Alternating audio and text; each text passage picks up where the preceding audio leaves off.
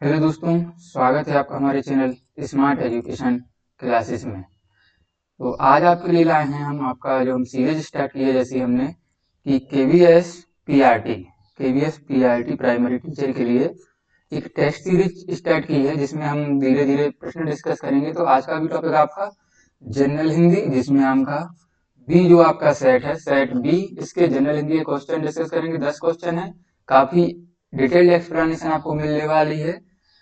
और ये जो पुस्तक आप देख पा रहे होंगे फोटो में, अगर आप इसके पीडीएफ चाहते हैं, 20 पीडीएफ जो सर द्वारा दिए गए हैं, प्रतीक सर द्वारा, तो उसका लिंक हमने डिस्क्रिप्शन में दिया है। साथ ही प्लेलिस्ट भी इसकी बना दी गई है, उसका भी लिंक दे दिया है, क्योंकि अगर आपने पहला वीडियो नहीं देखा होगा तो आप देख पाएंगे। अगर आप इसकी बुक चाहते हैं, पुस्तक चाहते हैं, काफी अच्छी पुस्तक है। पुस्तक में क्या है, काफी अच्छे तरीके से दिया गया है, नीचे रफ्तार के लिए आपको स्थान मिलता है, तो आप ऑर्डर कर सकते हैं। अमेजोन का लिंक हमने दे दिया है। अगर चैनल पर नए आए हैं तो चैनल को कर लीजिएगा सब्सक्राइब, और साथ ही आप बेल आइकन दबा दें, जिससे आपको आने वाले नेक्स्ट सेट्स के नोटिफिकेशन मिलते रहेंगे। वीडियो अच्छा लगे लाइक करिए, कमेंट करके बताइए कि आप और क्या चाहते हैं। चलिए शुरुआत करते हैं, देर न करते हुए।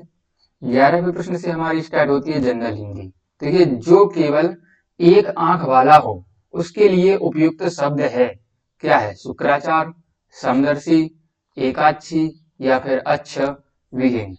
बताइए, चारों को डिस्कस करेंगे कि कौन क्या कहलाता है। यानी कि जो केवल एक आंख वाला हो, तो जिस व्यक्ति के पास एक आंख हो तो उसे हम क्या कहेंगे? एकाक्षी। एकाक्षी क्यों? एकाक्षी का अगर हम देखिए करेंगे तो क्या होगा, एकाक्षी को अगर बांटेंगे दो भागों में तो इसका हो जाएगा एक और प्लस अक्षी या अच्छ। तो देखिए, जो अच्छ होता है आपका, अच्छ के अर्थ क्या होता है? अच्छी। इसका अर्थ होता है आपका नेत्र, आंख, नयन, मृग, लोचन। ये सब क्या है? आपकी आंख के पर्यायवाची है, ठीक है ना।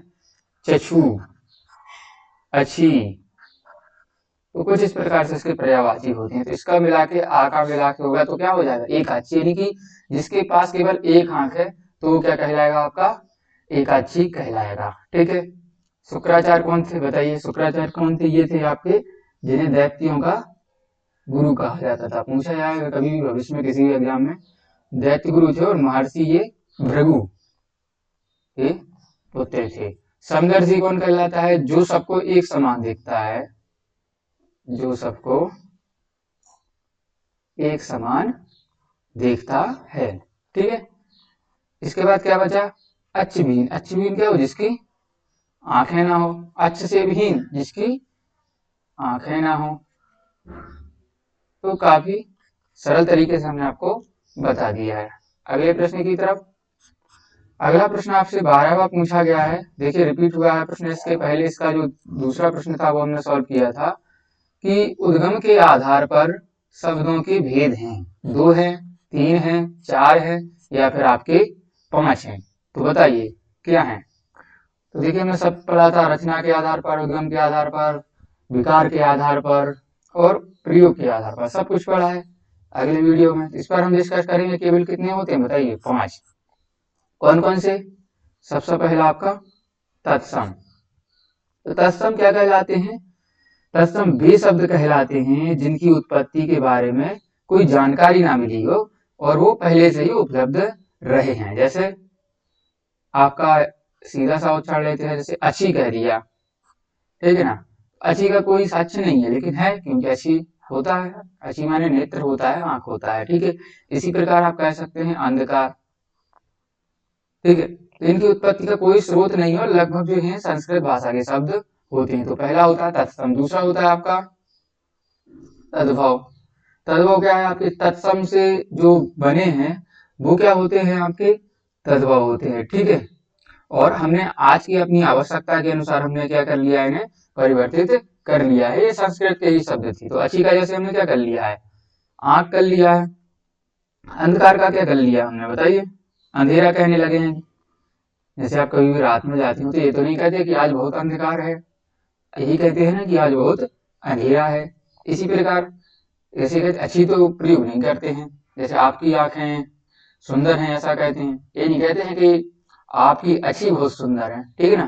तो हमने इनको परिवर्तित कर लिया है आज की आवश्यकता के अनुसार। तत्सम हो गया, तद्भव हो गया, इसके बाद देशी या देशज शब्द, ये क्या है, ये जो है हमने अपनी लोकल लैंग्वेज में जिनका कोई मानक भाषा भी नहीं है और इनको प्रयोग हम करने लगे हैं। जैसे मैं कह दूं लोटा, गमछा, ठीक है ना, तो ये क्या है, हमने तौलिया, तो ये सब हमने क्या अपनी लोकल भाषा में प्रयोग कर लिए हैं, इनका नामकरण कर लिया है। इसके बाद आते हैं आपके विदेशी। तो विदेशी शब्द क्या होते हैं, तो विदेशी ऐसे होते हैं जैसे कि आपका हो गया जो हमने दूसरी देशों की भाषा से ले लिए, जैसे कॉलेज, आपका कॉफी, तो ये हिंदी भाषा के शब्द नहीं है अपने, कॉलेज, कॉफी और ऑफिस भी कहने लगते हैं, ठीक है। इस प्रकार से शब्द देशी 4 हो गया, एक और रह गया आपका संकर शब्द। तो संकर शब्द क्या कहलाते हैं, वे शब्द जिनमें दो भाषाओं का मेल हो जाता है, जैसे रेल अलग शब्द है और गाड़ी अलग शब्द है, तो रेलगाड़ी हो गया, डाकघर हो गया, तो ये जो शब्द हो जाते हैं आपके वो संकर शब्द कहलाने लगते हैं। तो इस प्रकार से याद रखना है कि उद्गम, उत्पत्ति, व्युत्पत्ति कुछ भी पूछा जाए तो इसके आधार पर आपके जो है वो 5 होते हैं। इन 5 के बारे में भी आपको याद रखना होगा, ठीक है।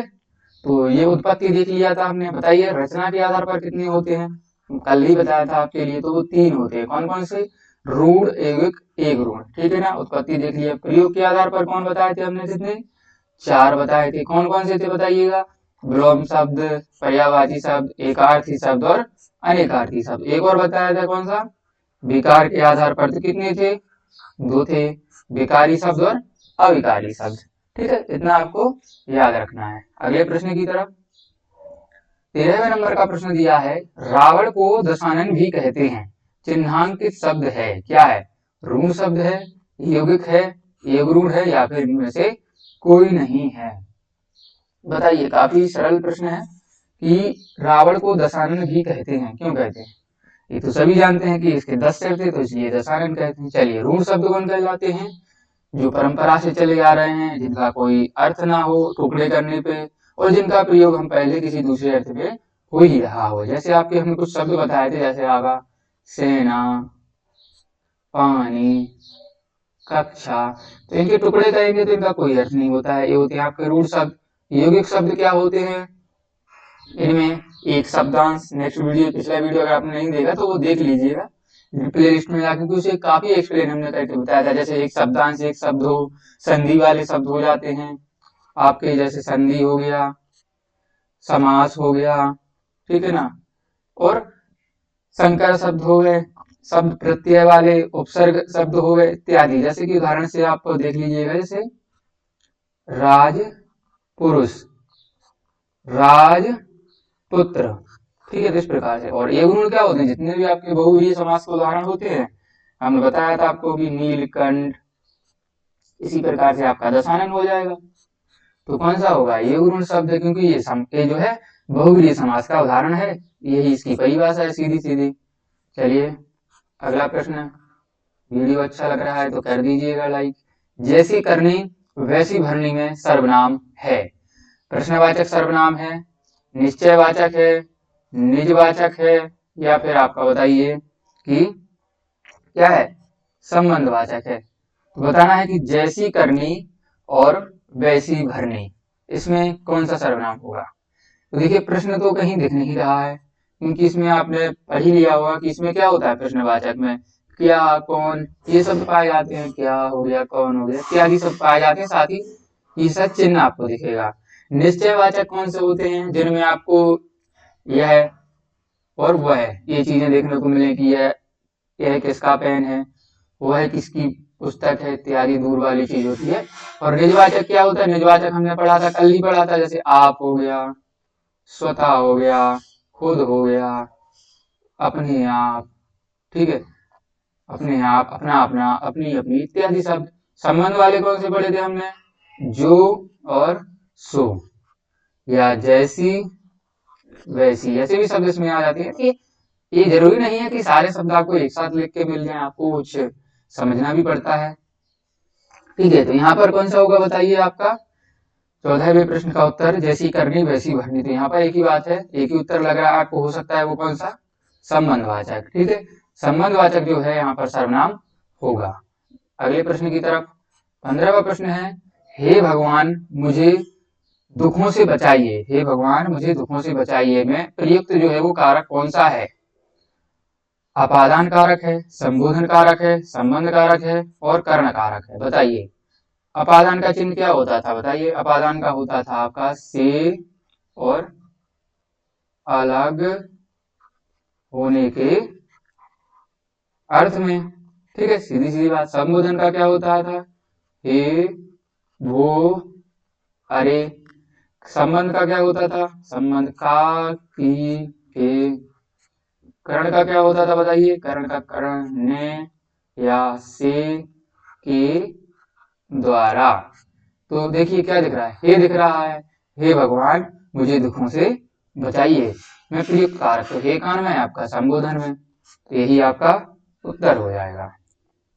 अगला है, दूध दही में समास है, द्वंद्व समास है, द्विगु समास, बहुब्रीहि समास या संबंध तत्पुरुष समास। तो द्वंद्व में क्या होता है बताइए? समास हमने आपको कल भी बताया था। देखिए सारी चीजें डिस्कस होती चल रही है, वीडियो पर ध्यान दीजिएगा, जिससे आपको भविष्य में जो है आप जो आगे 20 टेस्ट सॉल्व करने वाले में काफी आपको सहायता मिलेगी। द्वंद्व में क्या होता था बताइए? द्वंद्व में आपका पहला विपद प्रधान होता था, पहला व दूसरा पद प्रधान। ठीक है। द्विगु में क्या होता था? प्रथम पद संख्यावाची रहता था। बहुब्रीहि में का अन्य पद प्रधान होता था।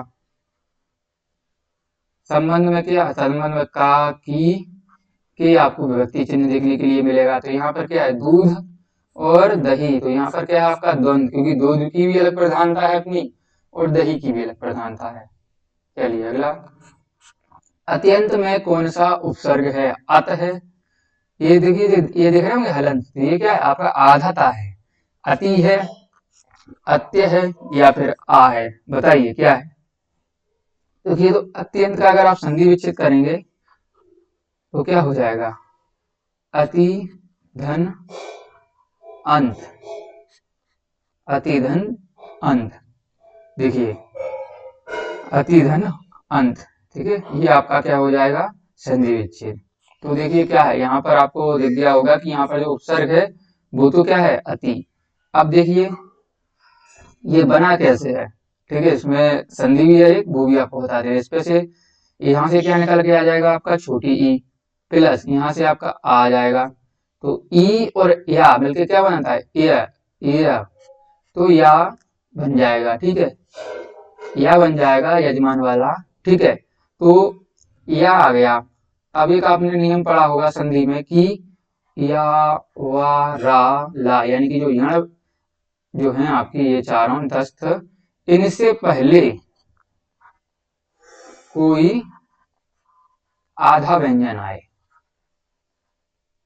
तो वहां पर क्या होती है? आपकी यण संधि होती है। देख लिए होंगे आपकी या आ रहा है लेकिन उससे पहले ये आधा व्यंजन है, तो इसे यहाँ पर कौन सी संधि है? आपकी यण संधि है। ये भी आपसे पूछा जा सकता है, आज उपसर्ग पूछा है, कल संधि पूछ ले। ठीक है, तो इस प्रकार से सारी चीजें जो है याद करके रखिएगा। चलिए अगला है, लकड़हारा में कौन सा प्रत्यय है? अब देखिए प्रत्यय पूछ लिया है, कभी उपसर्ग पूछता है, कभी प्रत्यय पूछता है। चलिए प्रश्न जो है कैसा भी पूछा जा सकता है, आपसे कुछ भी पूछ ले, प्रत्यय, उपसर्ग, समास, संधि सब कुछ पढ़ाया जाएगा आपके लिए। लकड़हारा में क्या है? आरा है, हारा है, आ है या फिर अरा है? बताइए क्या है? देखिए लकड़हारा, बताइए क्या है? इसमें देखिए आपका तद्धित प्रत्यय है लकड़हारा। ठीक है, तद्धित प्रत्यय कहाँ लगते थे बताइए? संज्ञा में, सर्वनाम में और विशेषण। लकड़हारा का अगर दो भाग में बांटेंगे तो क्या होगा? लकड़ प्रधान, हारा।